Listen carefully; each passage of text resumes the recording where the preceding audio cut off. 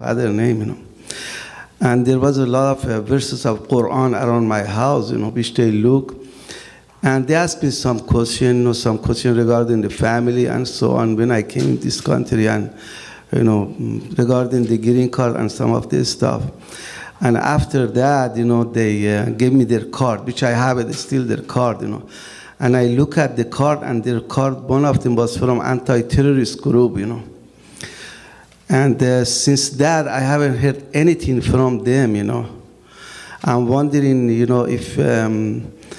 if they found anything from my background or not. But at that time, I was very active in one of the mosques in Southgate, So I'm wondering if if I should follow that, to give them call if they found anything from my background, or just leave it alone the way it is, Thank you. I think that our advice would be very clear, just to let it drop, not to call them up to bring any more attention to yourself. If you haven't heard anything from them, that's good. I mean, that's only a good thing. If you hadn't heard anything from them, and then after that visit, all of a sudden your delays coming back into the country, the interviews turned from an hour into 6 hours, or you found you couldn't open bank accounts, then you should call us, but you still shouldn't call them. And you should become more active in the mosque now. Yeah, as a new or as a foreigner, as we are, citizen, should we carry our legal paper with us at all the time? Because we stopped us in way to San Diego, they gave us a hard time. Number two is if they come to your house, you go outside, can they arrest you without a warrant? Because you are outside on the street and you stay inside, they need a warrant to come inside and arrest you. You said if they ask you go outside, can they pick you up at that time or not? You answer the first one, I'll answer the second. As to the first one, the only reason you need to carry your documents to prove immigration status is if you're not a citizen. But if you are a citizen, then you have there's no requirement that you carry any proof of that.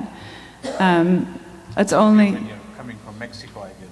Oh yeah. If you're coming into the country from abroad, then you obviously need your passport.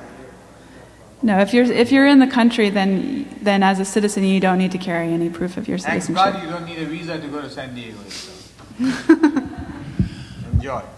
With respect to your second question, it's important to bear in mind the police can only arrest you if they have a reason to arrest you. The legal lingo is probable cause, but if they have a reason to believe you've committed a crime. So if they have a reason to believe you've committed a crime, it makes it slightly more difficult. Yes, they need a warrant to come into your house. They technically don't need a warrant to arrest you on the street. For the vast majority of people, so my advice earlier assumed that you weren't sitting in your house knowing that you had committed a crime and they were coming to arrest you. If that's the case, it might be better to remain in your house and not answer the door. But if they are just coming, there's a knock at the door and they just want to talk to you, one possibility is to stay inside, talk through the door. If you don't want to do that, though, I would recommend that you step outside, ask them for their business card, tell them that your attorney will contact them. Question in the back? I think sister has. Oh, sorry.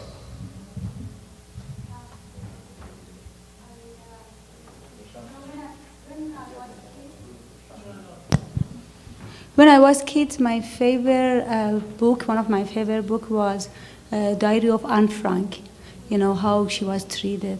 I never thought that my own kids are going through the same experience. I never thought that.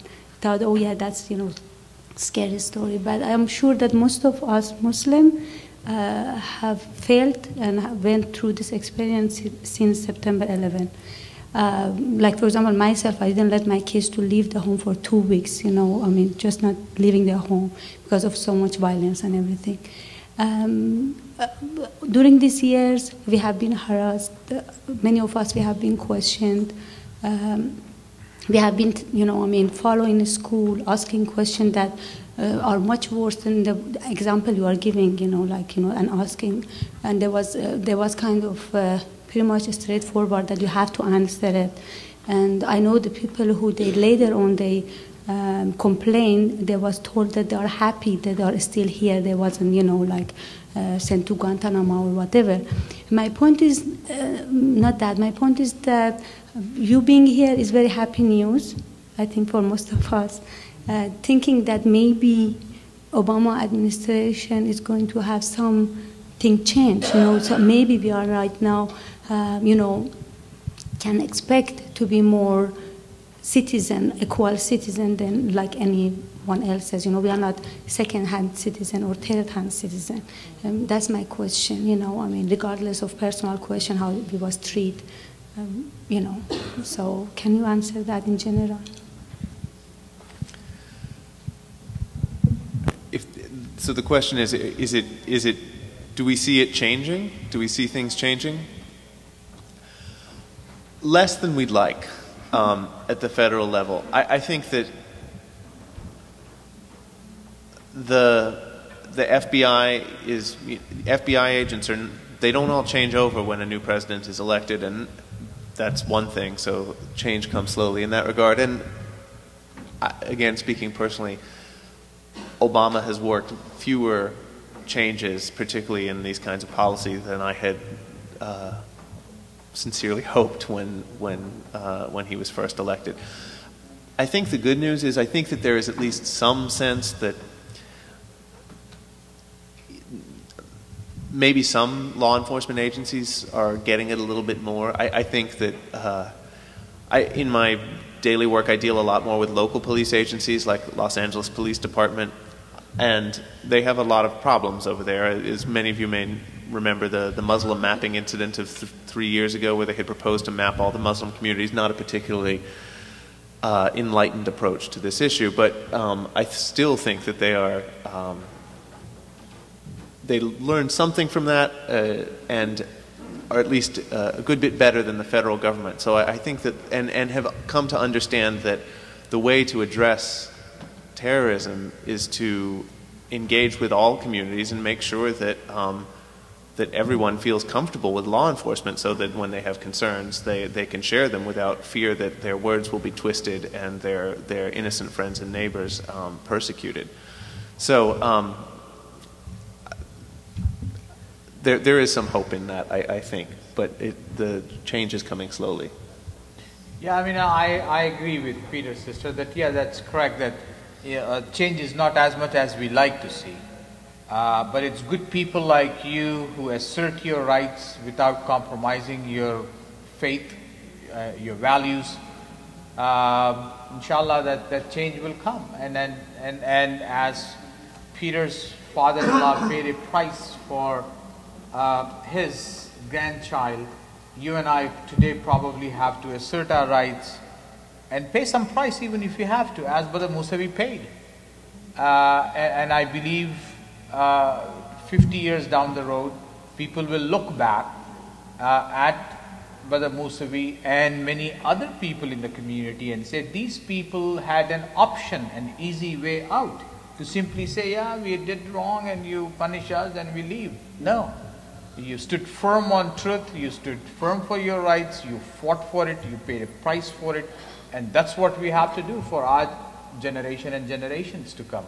So I applaud you for keeping your hijab, praying, asserting your rights, and holding on firmly to your faith. I mean, these are very admirable values, and I salute you for that. They threat you, sometimes they threat, they said, we know better information that you know. And then you know your work is this one. Do you want to answer a question? Otherwise, sometimes they do that, these tricks. What is the response to that? That's the same thing? The FBI tricks, yeah. law enforcement, and it's not simply the FBI. It's other local officers, all law enforcement will engage in tricks.